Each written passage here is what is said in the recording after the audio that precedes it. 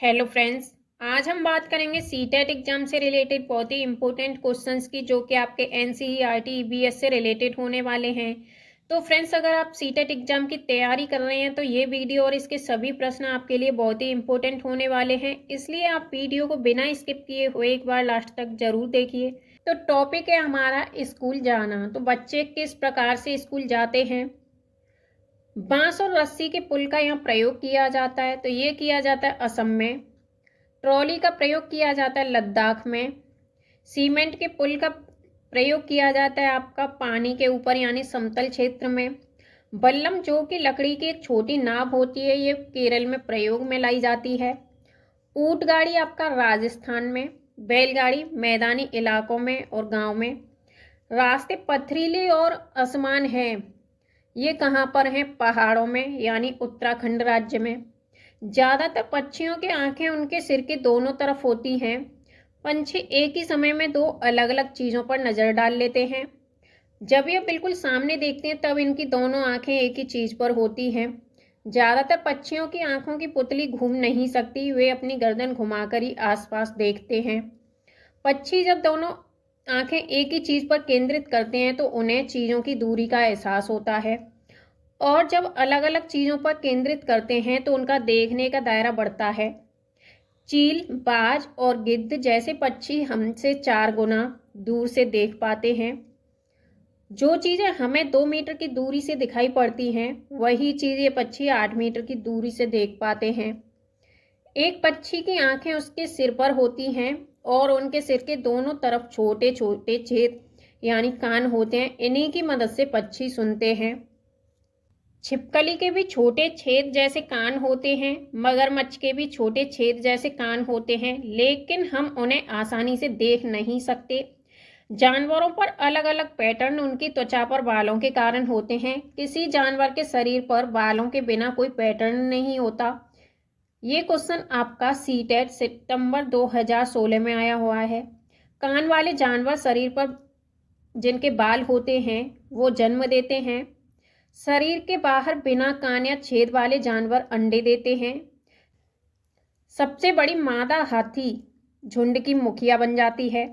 झुंड में कोई नर हाथी नहीं होते, वे 14 या 15 साल की उम्र में झुंड छोड़ देते हैं। एक वयस्क हाथी एक दिन में 100 किलो तक पत्ते और झाड़ियां खा सकता है। हाथी दिन में केवल 2 से 4 घंटे सोते हैं। कीचड़ हाथी की त्वचा को ठंडा रखता है। उनके बड़े कान भी पंखे की तरह काम करते हैं, वे खुद को ठंडा रखने के लिए उन्हें फड़फड़ाते हैं।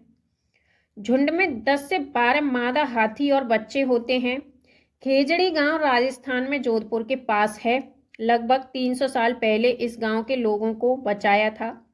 खेजड़ी गांव के लोग बिश्नोई कहलाते थे। खेजड़ी का पेड़ ज्यादा पानी के बिना बड़ा हो सकता है। यह फलियां देता है और कीड़ों से प्रभावित नहीं होता। बिहार के मुजफ्फरपुर जिले में बोचाह गांव है। मधुमक्खियां अक्टूबर से दिसंबर तक अपने अंडे देती हैं, यानी मधुमक्खियों के अंडे देने का सही समय माना जाता है अक्टूबर से दिसंबर। प्रत्येक मधुमक्खी के छत्ते में एक रानी मधुमक्खी होती है जो कि अंडे देती है। छत्ते में केवल कुछ नर होते हैं। छत्ते में अधिकांश मधुमक्खियां श्रमिक होती हैं।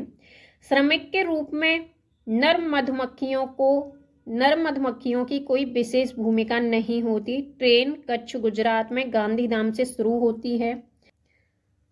गुजरात का खाना है ढोकला चटनी, नींबू चावल मिठाई के साथ। मडगांव गोवा में है। कोझिकोड से केरल तक के मार्गों में कुल 2000 पुल और 92 सुरंगें हैं। कोझिकोड दक्षिण भारत में केरल राज्य में मालाबार तट पर एक शहर है। इसे कालीकट के नाम से भी जाना जाता है। गुजरात से केरल के रास्ते में ट्रेन पार करती है।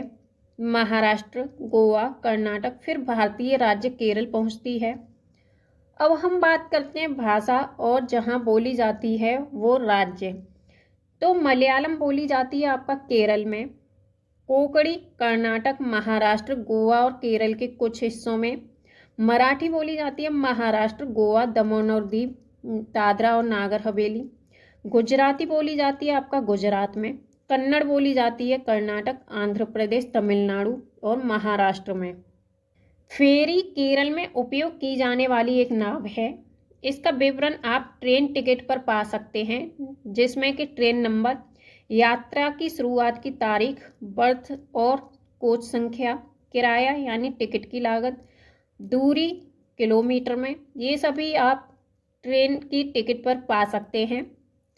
इसमें से एक क्वेश्चन बनता है, ट्रेन टिकट पर पीएनआर दिखाता है तो यात्री संख्या रिकॉर्ड, ऑप्शन बी यात्री का नाम रिकॉर्ड, ऑप्शन सी व्यक्तिगत नाम रिकॉर्ड, ऑप्शन डी व्यक्तिगत संख्या रिकॉर्ड। तो इसका सही आंसर होगा ऑप्शन नंबर सी व्यक्तिगत नाम रिकॉर्ड।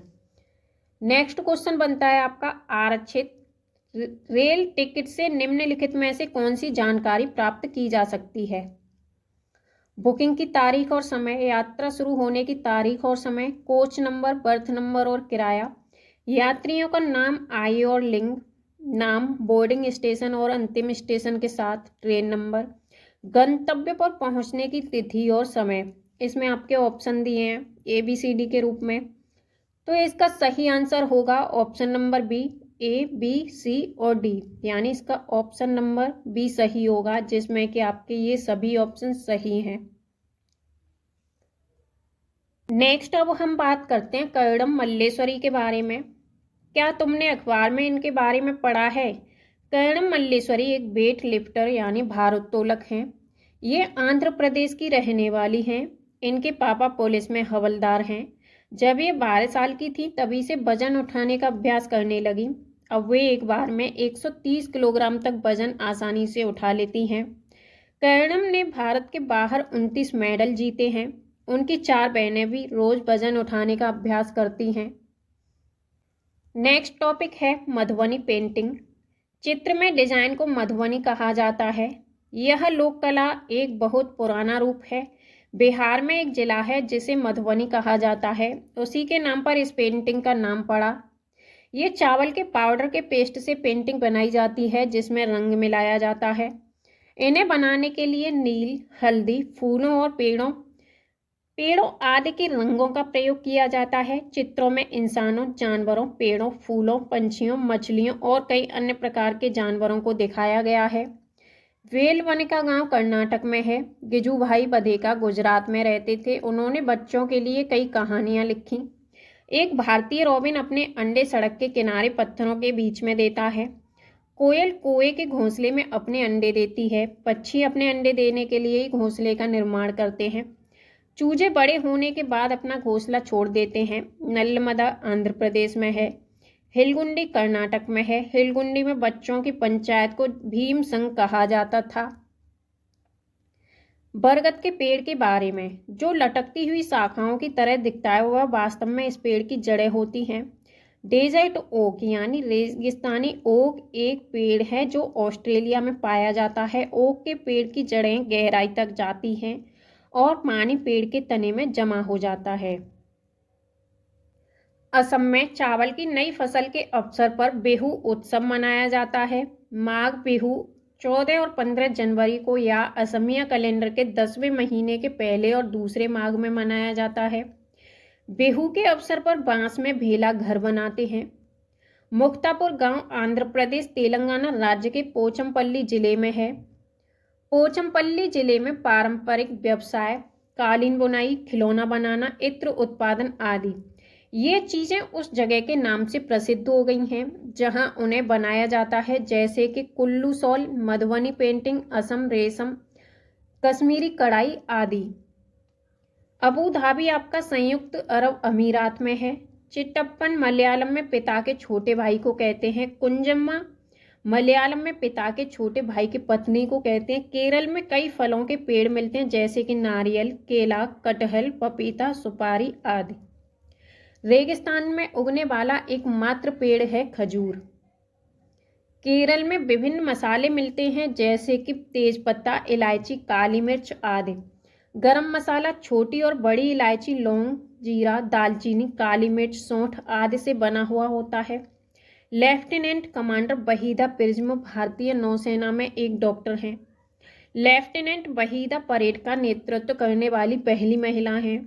वहीदा प्रिज्म जम्मू और कश्मीर के राजौरी जिले में धन्नड़ी से हैं। परेड में कुल आदेशों की संख्या 36 होती है। प्रिज्म ऐसा कांच होता है जो 7 रंग दिखाता है। तिब्बती, जिसे भोटी भी कहा जाता है, लद्दाख में बोले जाने वाली एक भाषा है। भोटी भाषा में माँ को आमाले कहा जाता है। भोटी भाषा में पिता को आवाले कहा जाता है। रेशम का कीड़ा अपनी मादा कीड़ा को उसकी गंध से कई किलोमीटर दूर से ढूंढ लेता है। चींटियां चलते समय जमीन पर कुछ ऐसा पदार्थ छोड़ती हैं जिसे सूंघकर पीछे आने वाली चींटियों को रास्ता मिल जाता है।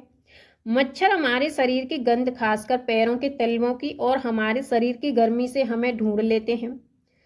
सड़कों पर कुत्तों की अपनी जगह बटी होती है।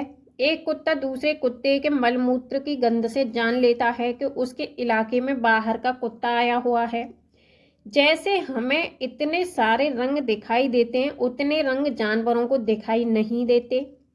आमतौर पर माना जाता है कि दिन में जागने वाले कुछ जानवर कुछ रंग ही देख पाते हैं। रात में जागने वाले जानवर हर चीज को काली और सफेद ही देख पाते हैं। सांप के बाहरी कान नहीं होते, जमीन पर हुए कंपन को ही वह महसूस कर पाता है।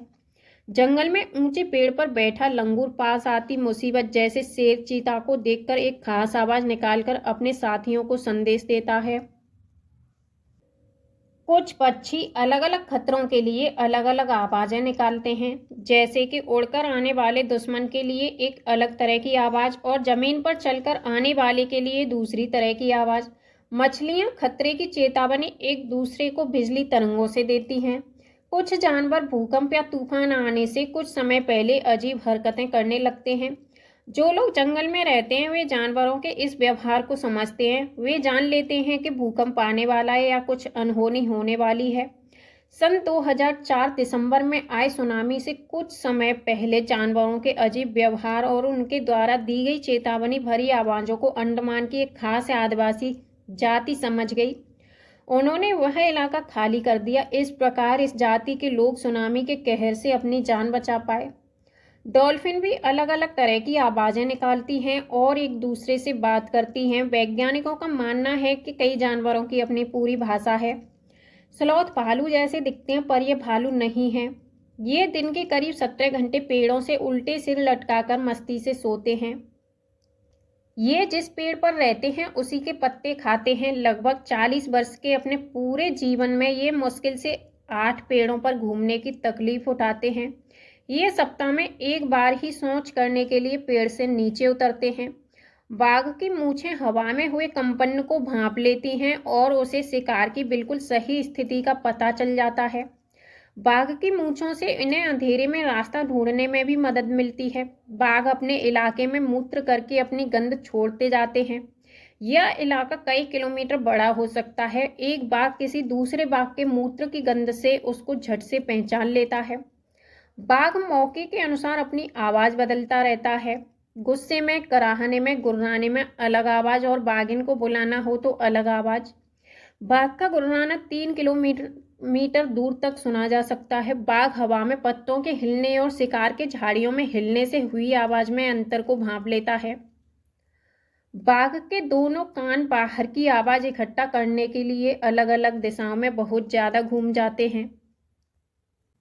बाघ इतना सतर्क जानवर है, लेकिन इस सब के बावजूद आज वह खतरे में है। हाथी को उसके दांतों के लिए मार दिया जाता है, गैंडे को उसके सींग के लिए मार दिया जाता है, शेर, मगरमच्छ और सांप को उनकी खाल के लिए मार दिया जाता है, कस्तूरी हिरण को थोड़ी सी खुशबू के लिए मार दिया जाता है। हमारे देश में बाघ और अन्य कई प्रकार के जानवरों की गिनती इतनी कम हो गई है कि इनके लुप्त हो जाने का खतरा है। हमारे देश की सरकार इन्हें बचाने के लिए बहुत से जंगलों को सुरक्षा दे रही है, जैसे कि उत्तराखंड का Jim Corbett national park, Rajasthan के भरतपुर जिले में घाना। इन जंगलों में जानवरों का शिकार करना मना है। यहाँ लोग जानवरों या जंगल को कोई नुकसान नहीं पहुंचा सकते। सपेरे लोगों को कालबेलिया कहते हैं। कालबेलिया डांस आपका राजस्थान का फेमस है। कालबेलिया नाच में भी सांप जैसी मुद्राएं होती हैं। हमारे देश में पाए जाने वाले सांपों में से केवल 4 तरह के सांप ही जहरीले होते हैं, जैसे कि नाग, करेंत, दोबोइया और अफाई। सांप जब किसी को काटता है तो उसके 2 खोखले जहर वाले दांतों से उस व्यक्ति के शरीर में जहर चला जाता है। जहर के असर को खत्म करने वाली दवाई सीरम सांप के जहर से ही बनाई जाती है। और यह दवाई सीरम सभी सरकारी स्वास्थ्य केंद्रों पर मिलती है। आमतौर पर हमारे पेट के अंदर का तापमान लगभग 30 डिग्री सेंटीग्रेड होता है। हमारे पेट का पाचक रस एसिड अम्ल की तरह होता है। काला हांडी में सबसे अधिक चावल पैदा किया जाता है, फिर भी यहाँ के लोग भुखमरी का शिकार होते हैं। आत्रेयपुरम गांव आंध्र प्रदेश में स्थित है। दी गई तालिका में एक तरफ खाने की कुछ चीज़ों के नाम दिए गए हैं और दूसरी तरफ उन्हें 1-2 दिन तक खराब होने से बचाने के कुछ घरेलू उपाय दिए गए हैं। तो चलिए हम बताते हैं कुछ चीज़ें, जैसे कि दूध, पके हुए चावल, हरा धनिया, प्याज और लहसुन। फर्स्ट है आपका दूध। तो दूध को हम सुरक्षित करते हैं उबाल करके। पके हुए चावल को हम सुरक्षित करते हैं, एक कटोरे में डालकर पानी के बर्तन में रखते हैं। हरे धनिया को सुरक्षित करने के लिए गीले कपड़े में लपेट करके हम रखते हैं। प्याज और लहसुन को हम खुले में रखते हैं, वो भी नमी से बचा करके। अचार रखने से पहले शीशी या कांच के जार को धूप में सुखाया जाता है ताकि शीशियों में से नमी निकल जाए। अगर शीशी में थोड़ी सी भी नमी रह जाएगी तो अचार सड़ जाएगा। अब हम बात करते हैं सांप के बारे में। तो सांप सरीसृप प्रजाति का जीव है। ऐसे जीव जो खिसक करके चलते हैं उन्हें सरीसृप कहते हैं। इसकी औसत आयु 10 से 12 वर्ष मानी जाती है। 8 वर्ष तक के नर सांप के शरीर पर बाल आ जाते हैं। 2 खोखले दांत होते हैं। अपने दांत का प्रयोग ये दूसरों तक जहर पहुंचाने में करते हैं। सांप के कान नहीं पाए जाते। कंपन को महसूस करता है और ध्वनि के प्रति प्रतिक्रिया देता है। सर्वाधिक कंपन शरीर की निचली त्वचा पर होता है जो जमीन से सटा होता है। सांप की रंगोली को नाग गुम्फन कहते हैं, जो कि सौराष्ट्र यानी गुजरात में बनाई जाती है। पर नियंत्रण कैसे रखा जाता है? तो बीन के माध्यम से। बीन सूखी लौकी से निर्मित होता है। सांप के काटने की दवा सांप के जहर से निर्मित होती है, जिसे हम सीरम कहते हैं। दांत तो इसके पाए जाते हैं, लेकिन ये भोजन को निगल करके करता है। सांप के भोजन पाचन में क्या सहायक होता है? तो तापमान, यानी सांप भोजन को पचाता है तो तापमान के माध्यम से। भारत में 4 तरह के जहरीले सांप पाए जाते हैं, जैसे कि नाग, करेंत, अफाई और दोबैया। अब हम बात करते हैं नाग के बारे में। तो नाग भारत का जहरीला सांप है, जिसे कि हम किंग कोबरा कहते हैं। भारत का सबसे जहरीला सांप इसे माना जाता है। सांप की एकमात्र प्रजाति जो कि बच्चे पालने के लिए घोंसले की व्यवस्था करती है, तो वो है नाग। जन्म देने के पश्चात अपने बच्चे को खा जाती है, तो वो है नाग। इसके काटने के पश्चात शरीर में जल की कमी होने लगती है। नेक्स्ट हम बात करते हैं करेंत के बारे में। तो करेंत रेगिस्तानी सांप है, जिसकी जिह्वा पतली होती है। इसके काटने पर पता नहीं चलता, व्यक्ति झटपटा के मर जाता है। सर्वाधिक राजस्थान, महाराष्ट्र में ये आंशिक रूप से मिलता है। अब हम बात करते हैं अफाई के बारे में। तो ये पर्यावरण के रंग का होता है। पूरे भारत में ये पाया जाता है, जिसे हम साइलेंट किलर भी कहते हैं। अफाई से सामना केवल रात में होता है। इसे रात्रिचर जीव माना जाता है। अब हम बात करते हैं दोबैया के बारे में। ये 2 मुहा सांप होता है। ये सबसे कम समय में इससे मृत्यु होती है। काटकर पलटने वाला जीव है। काटने पर सर्वाधिक ऐंठन होती है।